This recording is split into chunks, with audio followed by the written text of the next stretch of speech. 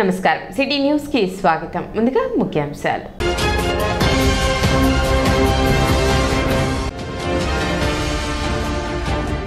తెనాలి నియోజకవర్గంలో సోమవారం నుండి ప్రజా పాదయాత్రను చేపట్టిన మాజీ మంత్రి ఆలపాటి రాజేంద్ర ప్రసాద్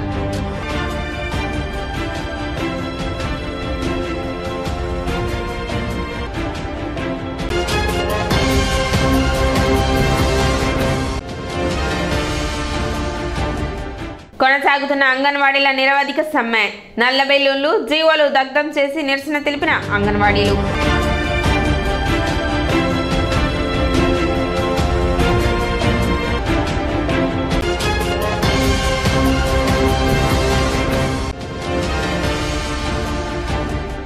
రోడ్లకు గుంతలు పూడ్చలేని ముఖ్యమంత్రి 3 రాజధానులు ఎలా నిర్మిస్తారు జనసేన పిఎస్సి చైర్మన్ నాదెండ్ల మనోహర్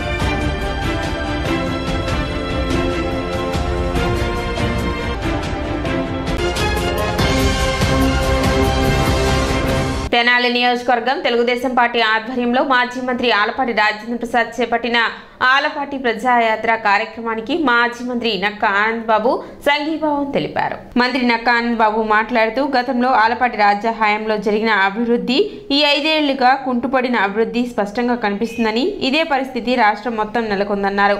అభివృద్ధి అనేది ఆమడ దూరంలో కూడా రాష్ట్రంలో కనబడడం లేదన్నారు. టీడీపీ జనసేన రేపు అధికారంలోకి రాబోతున్నాం, జగన్ కి ప్రతిపక్ష హోదా కూడా దక్కదని చెప్పారు. రాష్ట్రానికి ఏం చేశారో చర్చకు రమ్మంటే చెప్పే పరిస్థితి వైసీపీ నాయకులు లేదన్నారు.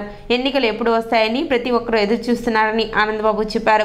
ముఖ్యమంత్రి పదవి నుండి దిగిపోగానే జగన్ శాశ్వతంగా జైలుకు వెళ్తాడని పేర్కొన్నారు.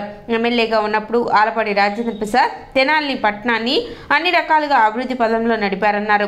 గత టీడీపీ హయాంలో అమలు చేసిన పనులు పూర్తి చేయలేదు సరికదా, వాటి కోట్ల రూపాయల బిల్లును ఇంతవరకు రాని పరిస్థితి ఉందన్నారు. ఖచ్చితంగా రాబోయే రోజుల్లో జనసేన టీడీపీ ఉమ్మడి ప్రభుత్వం అధికారంలోకి రాబోతుందని, పాదయాత్ర ద్వారా గతంలో చేసిన అభివృద్ధి పనులు ప్రజల దృష్టికి తీసుకువెళ్లి మెలుకొల్పే విధంగా పాదయాత్ర జరుగుతుందని తెలిపారు.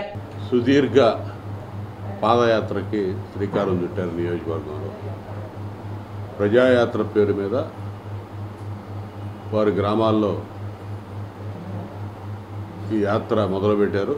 ఈరోజు జాగర్లముడి, అదేవిధంగా అంగలగుదురు, చావారిపల్లిలో ఉన్నాం. ఇప్పుడు గతంలో తెలుగుదేశం ప్రభుత్వ హయాంలో రాజేంద్ర ప్రసాద్ గారు శాసనసభ్యులుగా ఉన్నప్పుడు జరిగినటువంటి అభివృద్ధి ఈ 5 ఏళ్లలో నియోజకవర్గంలో కుంటుపడినటువంటి అభివృద్ధి స్పష్టంగా కనపడతా ఉంది గ్రామాల్లో. 2014లో విడిపోయిన రాష్ట్రం, అనేక ఆర్థిక ఇబ్బందులు ఉన్నాయి. అయినా కూడా ఎక్కడ కూడా సంక్షేమంతో పాటు అభివృద్ధిని మరవకుండా గతంలో స్వాతంత్రం వచ్చిన తర్వాత ఎప్పుడూ జరిగినటువంటి అభివృద్ధి స్పష్టంగా 2014 నుంచి 19 వరకు చంద్రబాబు నాయుడు గారి పరిపాలనలో చూసాం. 5600 కిలోమీటర్లు సీసీ రోడ్లు ఒక్క గ్రామాల్లో కానీ పట్టణాల్లో కానీ ఉన్నటువంటి దళిత వాడల్లోనే నిర్మాణం చేశాం. ఈ 5 ఏళ్లలో 4 సంవత్సరాలు 8 నెలలు అయింది జగన్మోహన్ రెడ్డి అధికారంలోకి వచ్చి. 1 కిలోమీటర్ వేసాడని చెప్పగలరా? రేపు అధికారంలోకి తెలుగుదేశం పార్టీ జనసేన పార్టీ కలయికతో అధికారంలోకి 100% రాబోతా ఉన్నాం. జగన్మోహన్ రెడ్డికి ప్రతిపక్ష హోదా కూడా దక్కేటటువంటి పరిస్థితులు లేవు. ఇవాళ జగన్మోహన్ రెడ్డి పులివెందుల్లో కూడా గెలిచే పరిస్థితులు లేవు, స్పష్టంగా అర్థమవుతూ ఉంది. ఇవాళ ఆంధ్రప్రదేశ్ ఆంధ్రప్రదేశ్గా తయారైంది. అంగన్వాడీలు సుదీర్ఘకాలంగా వాళ్ళు నిరసన కార్యక్రమాలు చేస్తూ ఉన్నారు, ఆందోళన చేస్తూ ఉన్నారు. వాళ్ళ మీద ఎస్మా పెట్టి వాళ్ళ ఉద్యోగాలు తీసేస్తున్నారు. ఇవాళ మున్సిపల్ కార్మికులు, పారిశుద్ధ్య కార్మికులు రోడ్లు ఎక్కారు. అదేవిధంగా ఆశా వర్కర్లు రోడ్డు ఎక్కారు. రేపో మాపో 108, 104 ఉద్యోగస్తులు కూడా రోడ్ల మీదకి రాబోతూ ఉన్నారు. ప్రతి ఒక్కరు వాలంటీర్లు రోడ్ల మీదకి వచ్చినటువంటి పరిస్థితి. ఇవాళ అంగన్వాడీలు ఆల్రెడీ రోడ్ల మీద ఉన్నారు, వాళ్ళు ఉద్యోగాలు తీసేస్తాం అంటున్నాడు. అసలు ఈ ప్రభుత్వానికి పరిపాలన చేతగాని ముఖ్యమంత్రి ఎవడన్నా ఉన్నాడంటే జగన్మోహన్ రెడ్డి. ఇవాళ ప్రజలందరూ ఎవరైతే ఓట్లేసి గెలిపించారో వాళ్ళందరూ ఎదురు చూస్తూ ఉన్నారు. ఖచ్చితంగా ఇక మొత్తం 3 నెలలు కూడా లేదు నిండా తరివి కొట్టడానికి సిద్ధంగా ఉన్నారు. ఇక జనరల్గా ఏంటంటే అధికారం పోతే ముఖ్యమంత్రి పదవిని అడ్డం పెట్టుకొని అతని మీద ఉన్నటువంటి అవినీతి కేసులు విచారణ నుంచి తప్పించుకుంటా ఉన్నాడు. దానికోసమే ఆ ముఖ్యమంత్రి పదవి ఉపయోగపడతా ఉంది. శాంక్షన్ ఇచ్చి టెండర్ పిలిచి పని జరుగుతూ ఉంది. 15 లక్షలు ఒక బిల్లు వచ్చింది మా హయాంలోనే. తర్వాత ప్రభుత్వం మారింది, మిగిలిన డబ్బులు రావాలి కదా. పనికి మళ్ళీ ఇక్కడ ఒకటే కదా, ఉదాహరణ ఇక్కడ చావారిపాలెం చూపిస్తూ ఉన్నా. రాష్ట్ర వ్యాప్తంగా ఇదే పరిస్థితి, మా వేమూరు నియోజకవర్గం మొత్తం ఇదే పరిస్థితి. కోట్ల రూపాయల నిధులు శాంక్షన్ చేసి మధ్యలో వృధాగా 90% పనులన్నీ కూడా క్యాన్సిల్ చేసేసారు.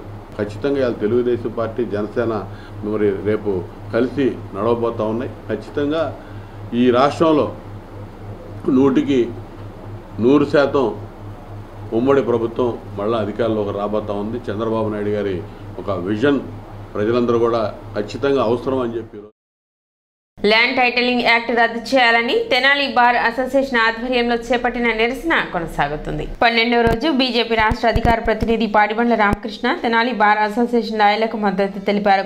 బీజేపీ పార్టీ తరఫున బార్ అసోసియేషన్ కి పూర్తి మద్దతు తెలుపుతున్నామని రామకృష్ణ చెప్పారు. ప్రజలకు వ్యతిరేకంగా ప్రజల భూములు లాక్కునేందుకు వాళ్ళకి అనుకూలంగా తెచ్చిన చీకటి జీవోని రద్దు చేయాలని డిమాండ్ చేశారు. రాష్ట్ర ప్రభుత్వంలో ఉండే నాయకులు కన్నుపడ్డ ప్రతి భూమిని లాక్కోవడానికి వీలుగా జీవోని ఏర్పాటు చేసినట్లు ఉంది తప్ప మరొకటి కాదన్నారు. ప్రజల కోసం లేదా ప్రజల హక్కులను రక్షించడానికి జీవో ఉపయోగపడదని, అందువల్ల నల్ల జీవోను పూర్తిగా వ్యతిరేకిస్తున్నామని తెలిపారు. పాదయాత్ర ద్వారా ప్రజల సమస్యలు, ప్రజల బాధలు తెలుసుకోవడానికి అనుకున్నాం కానీ జీవోలు, ఆయన పాలన చూస్తుంటే విలువైన భూములు, విలువైన ఖనిజాలు వీటన్నిటిని ఎలా స్వాధీనం చేసుకోవచ్చు తెలుసుకోవడం కోసమే పాదయాత్ర చేశాడని అనిపిస్తుందని అన్నారు. న్యాయవాదులందరూ వచ్చి రోడ్డు మీద కూర్చొని ప్రజల కోసం, ప్రజలకు న్యాయం చేయడం కోసం వాళ్ళందరూ వాళ్ళ విధులను బహిష్కరించి ఇక్కడికి వచ్చి కూర్చొని ప్రజల తరఫున పోరాడుతూ ఉన్నారు. ముందుగా వారికి నా ధన్యవాదాలు, అభినందనలు తెలియజేస్తూ ఉన్నాను.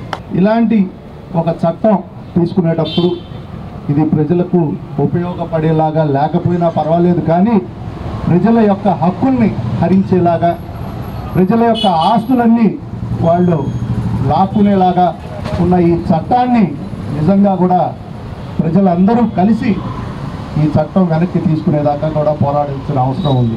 తెనాల్లో కూడా మనందరం కూడా అలాంటిది ఒక రౌండ్ టేబుల్ సమావేశం లాంటి ఇనిషియేటివ్ తీసుకొని పెట్టడం, ప్రజలందరికీ కూడా దానికి అన్ని సంఘాలని, వర్తక సంఘాలు ఆల్రెడీ అందరూ వస్తూ ఉన్నారు. దీనికి ఇట్లా కాకుండా ఒక ఏదో ఇక్కడికి వచ్చి చెప్పడం ఇదేదో న్యూస్లా కాకుండా దీన్ని ఒక బహిరంగంగా ఒక మార్కెట్ లాంటి సెంటర్లో కొంత అన్ని సంఘాలని పిలిచి ఒక కార్యక్రమం లాగా చేస్తే ఇది ఎక్కువగా ప్రజల్లోకి, ఇంకా తెలియని ప్రజలు ఎవరైనా ఉంటే వాళ్ళలో కూడా తెలుస్తుంది అనేది నా భావన.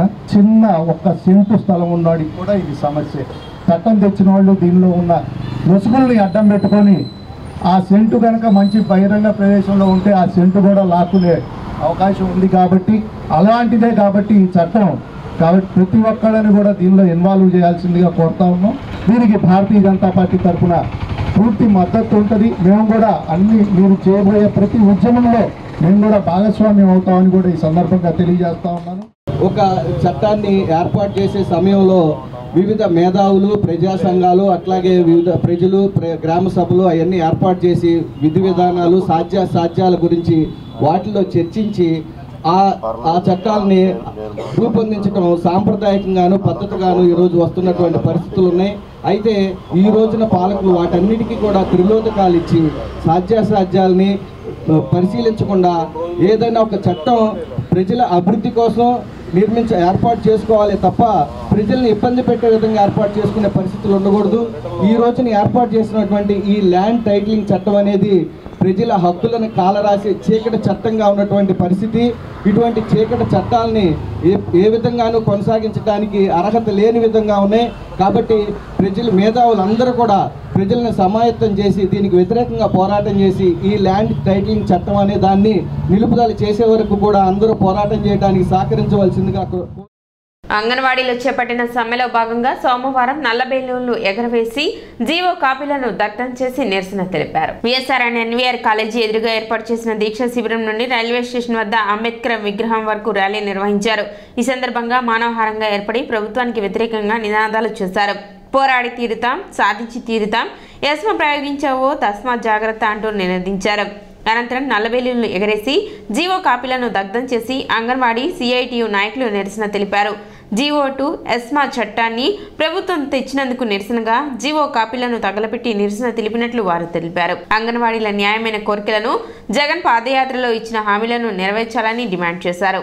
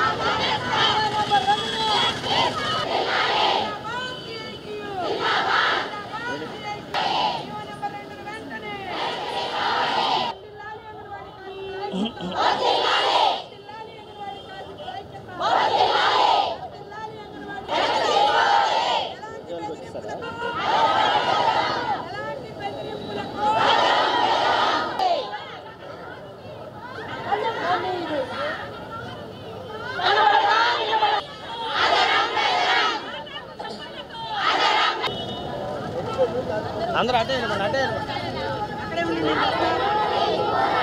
అలా అలా వస్తారండి మీరు చేతి మీద కూర్చో.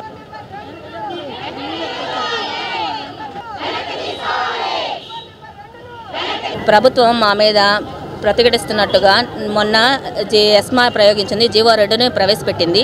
దీనిని మేము తీవ్రంగా వ్యతిరేకిస్తున్నామండి. మేము గౌరవ వేతనం తీసుకునే వాళ్ళమని ప్రభుత్వమే నిర్ధారించింది. అలాంటప్పుడు ఈ ఎస్మా మా మీద ఎలా ప్రయోగిస్తారండి? మేము అత్యవసర విభాగంలోకి ఏ విధంగా మేము అర్హులమవుతున్నామండి? మాకు అర్థం కావట్లేదు. అలా అత్యవసర విభాగంలోకి మేము చేరేటట్లయితే మాకు కనీస వేతనం ఇవ్వాలి. అది ముందుగా అది ప్రకటించి కనీస వేతనాన్ని ప్రకటించి ఆ తర్వాత మమ్మల్ని అత్యవసర సిబ్బందిగా మమ్మల్ని ప్రకటించి మా మీద ఎస్మా ప్రయోగిస్తే మేము అంగీకరిస్తాం. అలా కాకుండా మేము అత్యవసర కమిటీకి సంబంధించిన వాళ్ళమని, ఉద్యోగాలకు సంబంధించిన వాళ్ళం అన్నట్టుగా ఎస్మాని ప్రయోగిస్తే మాత్రం మేము ఈ రాజ్యాంగం ద్వారా ప్రజలకు ఇచ్చినటువంటి అధికారాలు ఏవైతే ఉన్నాయో, గ్యారంటీలు ఏవైతే ఉన్నాయో అవి అమలు జరగడానికి కూడా ప్రమాదం, ఇబ్బందికరం ఉంటుంది అని చెప్పేసి ఆయన చెప్పాడు. ఇప్పుడు ఆయన చెప్పిన తర్వాత 70 సంవత్సరాలు గడిచింది. ఇవాళ పరిస్థితి ఏంటంటే దేశ ప్రజల అవసరాల కోసం, దేశ ప్రజల్ని కాపాడటం కోసం తీసుకొచ్చిన చట్టాలు ఏవైతే ఉన్నాయో ఆ చట్టాలని అందుకు భిన్నంగా సమ్మె చేసేటువంటి వాళ్ళని నిర్దాక్షిణ్యంగా అరెస్టులు చేస్తాం, జైళ్ళలో పెడతాం, ప్రోత్సహించిన వాళ్ళని కూడా జైల్లో పెడతామని చెప్పేసి ఈ ఎస్మా చట్టాన్ని తీసుకురావటం ఏదైతే ఉందో ఇది రాజ్యాంగ స్ఫూర్తికి వ్యతిరేకం. అందుకనే ఇవాళ అంబేద్కర్ గారి విగ్రహం దగ్గరికి వచ్చి, అయ్యా మీరు రాసినటువంటి ఈ రాజ్యాంగం ఈ దేశ ప్రజల ప్రయోజనాలను కాపాడటం కోసం కాకుండా ప్రజల హక్కుల్ని కాలరాయటం కోసం ఈ ఎస్మా లాంటి చట్టాలను ఉపయోగిస్తున్నారు.